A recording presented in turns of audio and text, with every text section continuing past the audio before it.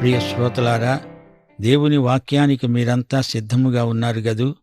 ఈ రోజున మనం యెహోషువ 15, 16 అధ్యాయాలు చదువుకోబోతున్నాం. ఈ అధ్యాయాలలో యూదా వంశస్థుల గోత్రాలకు వారి వంశముల చొప్పున చీట్ల వలన వచ్చిన వాటాలు వివరంగా చెప్పబడ్డాయి. వాగ్దత్త భూమిని గోత్రాలకు యెహోషువ పంచిపెడుతున్నాడు. యొర్దానుకు పడమటి వైపున స్థిరపడిన గోత్రాలకు ఆయా భూభాగాలు పంచిపెట్టబడ్డాయి.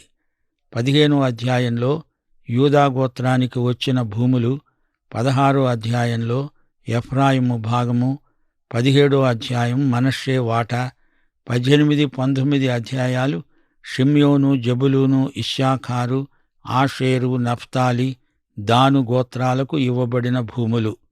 ఈ అధ్యాయాలలో పేర్లు మాత్రమే మీకు వినపడతాయి.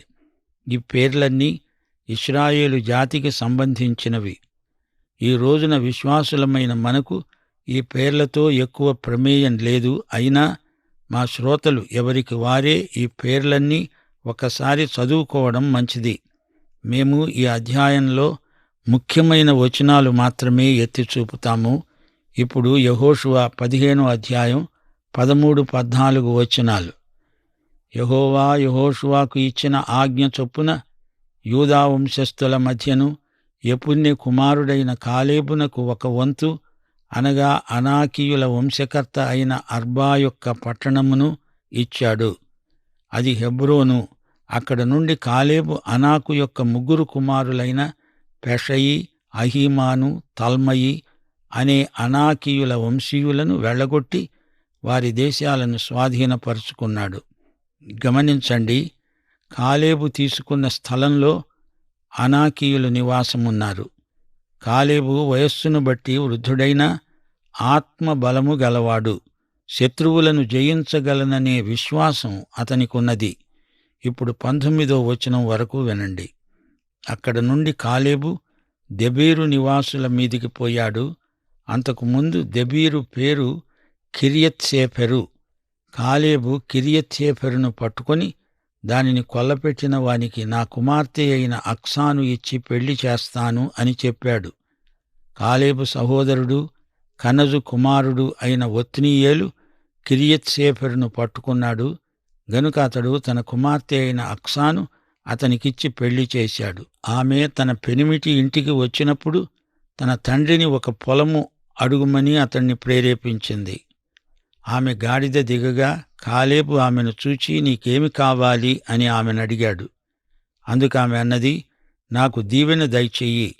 నీవు నాకు దక్షిణ భూమి ఇచ్చి ఉన్నావు గనుక నీటి మడుగులను నాకు దయచెయ్యి. కాలేబు తన కుమార్తె అయిన అక్సాకు మెరక మడుగులను, పల్లపు మడుగులను ఇచ్చాడు. ఈ అధ్యాయంలో యూదా గోత్రానికి వచ్చిన ప్రాంతమంతా వివరాలతో రాయబడింది. పట్టణాల పేర్లు కూడా రాసి ఉన్నాయి. ఈ పేర్లన్నిటినీ ఈ రోజున గుర్తుపట్టడం కష్టం. ఈ అధ్యాయంలో ఒత్నీయేలు పేరు వచ్చింది. యెహోషువ చనిపోయాక ఒత్నీయేలు ప్రథమ న్యాయాధిపతి అయ్యాడు. న్యాయాధిపతులు 1వ అధ్యాయం 13వ వచనంలో ఒత్నీయేలు, అక్సా వృత్తాంతం తిరిగి చెప్పబడింది. న్యాయాధిపతులు 3వ అధ్యాయం 9వ వచనంలో చెప్పబడినట్లు ఇశ్రాయేలీయులు యెహోవాకు మొర్రపెట్టగా యెహోవా కాలేబు తమ్ముడైన కనజు యొక్క కుమారుడైన ఒత్నీయేలును రక్షకునిగా ఇశ్రాయేలీయుల కొరకు నియమించి వారిని రక్షించాడు. యెహోవా ఆత్మ అతని మీదికి వచ్చినందున అతడు ఇశ్రాయేలీయులకు న్యాయాధిపతి అయ్యాడు. 40 సంవత్సరాలు అతడు నాయకుడై నడిపించాడు. అప్పుడు దేశము నెమ్మది పొందింది. కాలేబు అల్లుడైన ఒత్నీయేలు మొదటి న్యాయాధిపతి. అతడు ఆత్మపూర్ణుడు, మామను మించిన అల్లుడు. సోదరీ సోదరులారా, ఈ అధ్యాయంలో 63 వచనాలున్నాయి.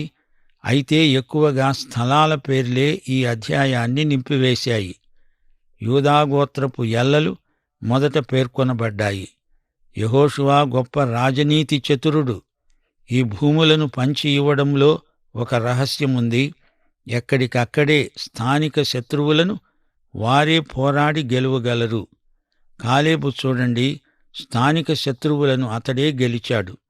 అతని అల్లుడు అతనికి తోడై ఉన్నాడు. ఈ అధ్యాయంలో 3వ వచనంలో అక్రబ్బీము ఎక్కే చోటికి దక్షిణముగా బయలుదేరి సీను వరకు పోయి కాదేషు బర్నియాకు దక్షిణముగా ఎక్కి సాగి అద్దారు ఎక్కి కర్కాయు అంటూ ఈ విధంగా ఎక్కడం, తిరగడం, మళ్ళడం, దిగడం ఇవన్నీ భూముల సరిహద్దుల వివరాలు. అక్రబ్బీము అంటే తేళ్లగుట్ట. అక్రబ్బీములో విపరీతంగా తేళ్లుంటాయి. కార్కాయు అనే స్థలం అరేబియాలో ఉంది. 7వ వచనంలో ఏన్ షేమెషు అనగా సూర్యుని నీటి బుగ్గ అని అర్థం. ఇది యెరూషలేముకు 2 మైళ్ల దూరంలో ఉంది. దీనిని అపొస్తలుల ఊట అంటారు. ఆ దగ్గరే ఏన్ రోగేలు ఉన్నది. దీనినే కన్యకల ఊట అని కూడా అంటారు. 8వ వచనంలో బెన్ హిన్నోము లోయ ఉన్నది. ఇక్కడ మొలెకు దేవతకు చిన్న పిల్లలను బలి అర్పించేవారు. ఈ లోయను నరకపు లోయ అని కూడా అంటారు. లూకాసు వార్త 12వ అధ్యాయం 5వ వచనం, ఎవనికి మీరు భయపడవలెనో మీకు తెలియచేస్తాను. చంపిన తరువాత నరకములో పడదోయ శక్తిగలవానికి భయపడండి అన్నాడు ప్రభువు. ఈ నరకానికి బెన్ హిన్నోము లోయ సంకేతం. ఈ విధంగా ఎన్నో స్థలాలు ఈ అధ్యాయంలో చెప్పబడ్డాయి. యూదాగోత్రానికి వచ్చిన స్థలాలు, పట్టణాలు ఎన్నెన్నో ఉన్నాయి. ఈ అధ్యాయం మొత్తంలో 2 ముఖ్య వ్యక్తులు కనపడుతున్నారు, కాలేబు, ఒత్నీయేలు. కాలేబు తన కుమార్తెను వీరోచిత కార్యం చేసిన వానికి ఇస్తానన్నాడు. కిరియత్సేఫరును జయిస్తే కుమార్తెనిస్తాడు. సౌలు కూడా ఇలాగే ప్రతిజ్ఞ చేశాడు. గొల్యాతును సంహరించిన వానికి కూతుర్ని ఇస్తానన్నాడు. యూదాకు వచ్చిన పట్టణాలు మొత్తం 125. వీటిలో కొన్ని పట్టణాలతో పాటు గ్రామాలు కూడా వచ్చాయి.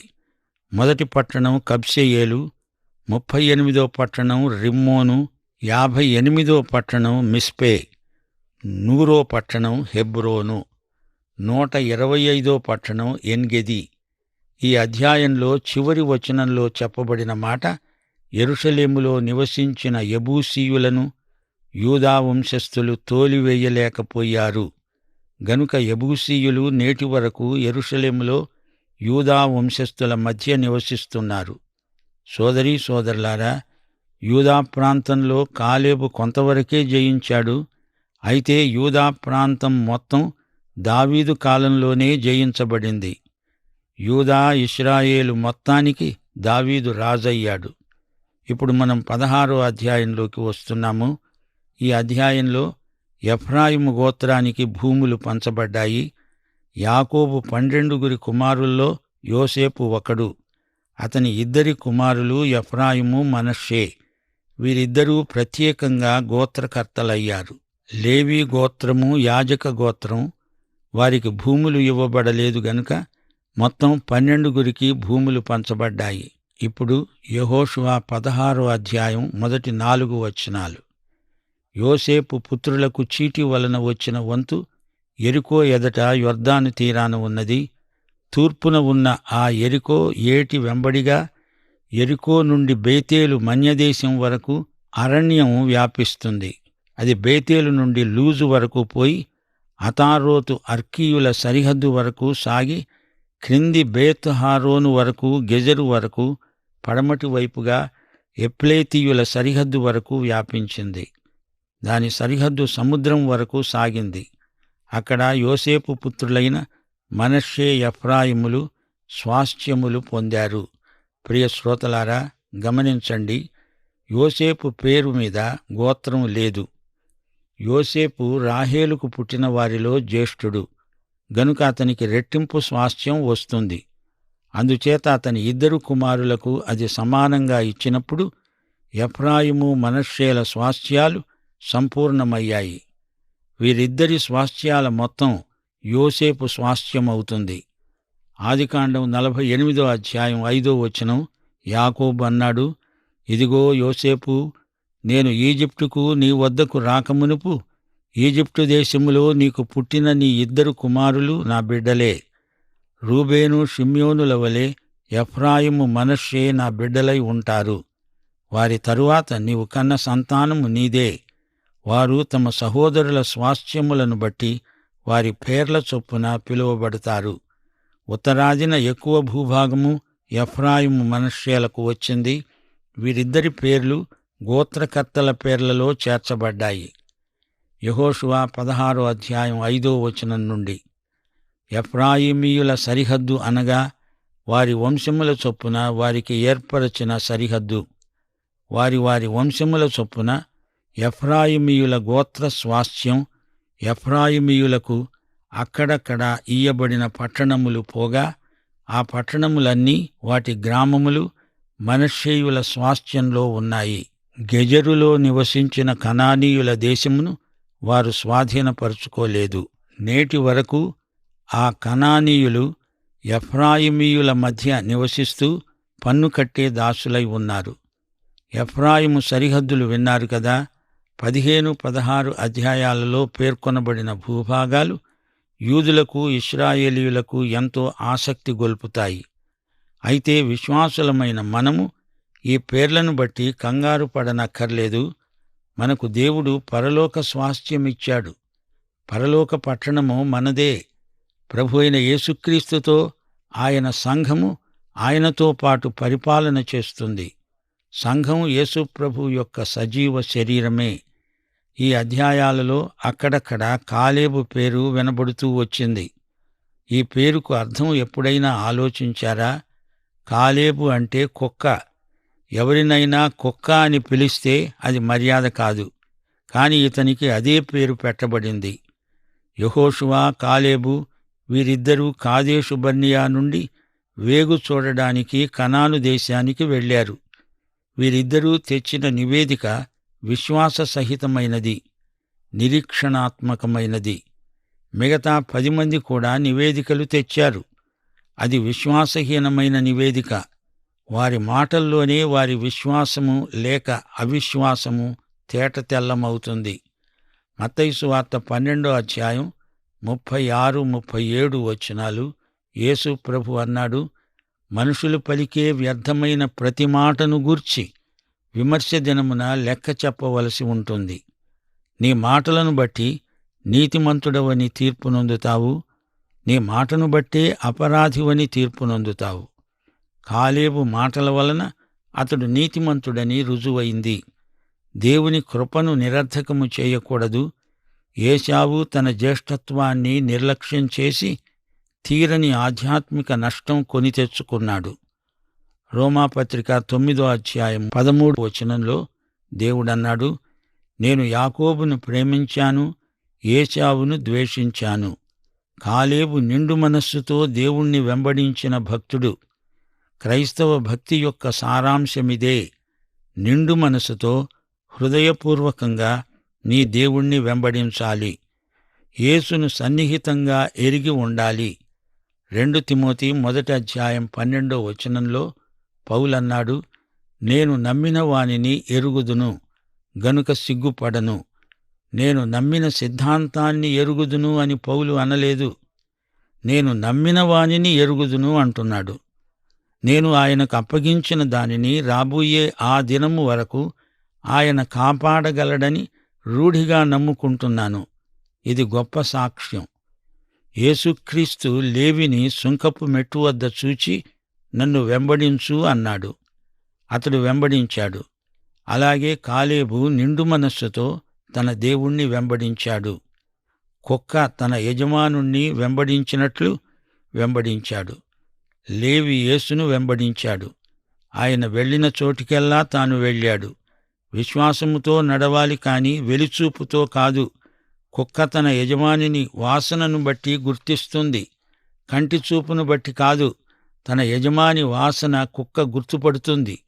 అలాగే యేసు పరిమళాన్ని వాసన చూచి ఆయనను వెంబడించాలి. కుక్క తన యజమానిని ఎట్టి పరిస్థితులలోనూ విడువదు, తన యజమానిని ఎడబాయదు.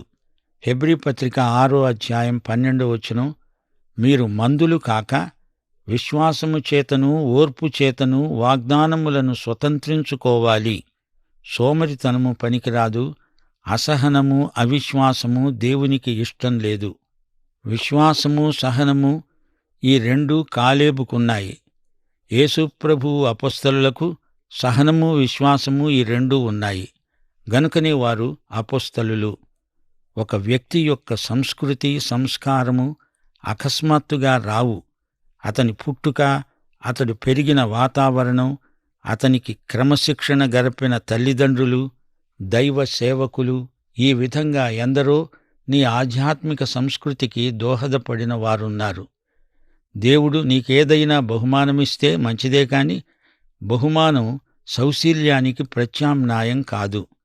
సౌశీల్యము నీలో ఉండి నీ చేత మంచి పనులు చేయిస్తుంది, మంచి మాటలు మాట్లాడిస్తుంది.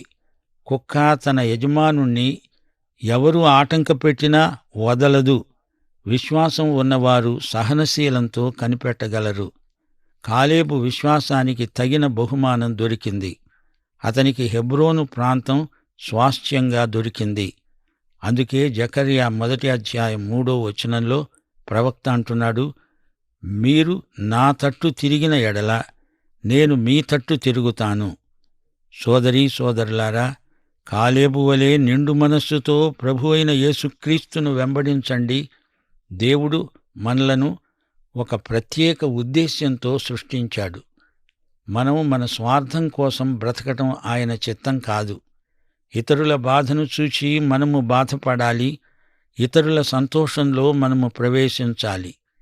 దేవుడు అప్పగించిన పనిని నమ్మకంగా చెయ్యాలి. ప్రజల మెప్పు కాదు, దేవుని మెప్పు మనకు కావాలి. యేసు ప్రభువు ఎంతో శ్రమపడి బాధితుడై విధేయతను నేర్చుకున్నాడు. అలాగే బైబిలులోని భక్తులందరూ నేర్చుకున్నారు. యేసు ప్రభువు కూడా అన్నాడు, నేను సాత్వికుడను, దీనమనస్సు గలవాడను, నా వద్ద నేర్చుకోండి. దేవుడు అప్పగించిన పనికి సమానమైన సౌశీల్యాన్ని మనం అలవరుచుకోవాలి. కాలేబు, యెహోషువ అలాంటివారే. దేవుడు మనలో ఏమి చెయ్యగోరుతున్నాడో దానిని గమనించాలి. అప్పుడు మనము ఏమి చెయ్యాలో మనకు బోధపడుతుంది. ప్రసంగి 12:1 దుర్దినములు రాకముందే, ఇప్పుడు వీటి యందు నాకు సంతోషము లేదని నీవు చెప్పే సంవత్సరాలు రాకముందే, తేజస్సునకు సూర్యచంద్ర నక్షత్రాలకు చీకటి కమ్మకముందే, వాన వెలిసిన తరువాత మేఘములు మరల రాకముందే, నీ బాల్యదినములందే నీ సృష్టికర్తను స్మరణకు తెచ్చుకో. ఫిలిప్పీ పత్రిక 3:14 క్రీస్తు యేసునందు దేవుని ఉన్నతమైన పిలుపునకు కలిగే బహుమానమును పొందాలని గురివద్దకే పరిగెత్తుతున్నాను. ఆధ్యాత్మిక విషయాలలో నిజాయితీ, నైతిక యథార్థత, విశ్వసనీయత గలవారే దేవుని బిడ్డలు. ఆధ్యాత్మిక సౌశీల్యం ఎందులో కనపడుతుంది? దేవుని వాక్య ప్రమాణానికి అనుగుణంగా జీవించడమే ఆధ్యాత్మిక సౌశీల్యం. మనము దేవుణ్ణి ప్రేమిస్తున్నాము గనుక ఆయనను వెంబడిస్తున్నాము. ఆయన వాక్య ప్రకారం జీవిస్తాము. సోదరీ సోదరులారా, దేవుని కృప ఉచితమైనదే గాని అది చౌకబారు దినుసు కాదు. విశ్వాసులు రేపు పొందబోయే తీర్పు వారి సత్కార్యాలకు సంబంధించినది. విశ్వాసికి పాపాలకు గాను శిక్ష ఉండదు. క్రీస్తునందు ఏ శిక్షావిధి లేదు. అయితే మనము దేవుని కృపాసనం వద్ద నిలిచినప్పుడు మనము చేసిన పనులకు గాను వాటి నాణ్యతను బట్టి బహుమానాల తీర్పు ఉంటుంది. ప్రియ సోదరీ సోదరులారా, వింటున్నారా? దేవుని బిడ్డలు ప్రియులైన పిల్లల వలె దేవుని పోలి నడుచుకోవాలి. ప్రియ శ్రోత, నీవు యేసుక్రీస్తును నీ స్వకీయ రక్షకుడుగా ఎరుగుదువా? నీవు విశ్వాసివా? అయితే ఈ పాఠంలోని సత్యాలన్నీ నీకే వర్తిస్తాయి. దైవాశీస్సులు. ప్రభు అయిన యేసుక్రీస్తు వారి కృప పరిశుద్ధులందరికీ తోడై ఉండునుగాక. ఆమేన్.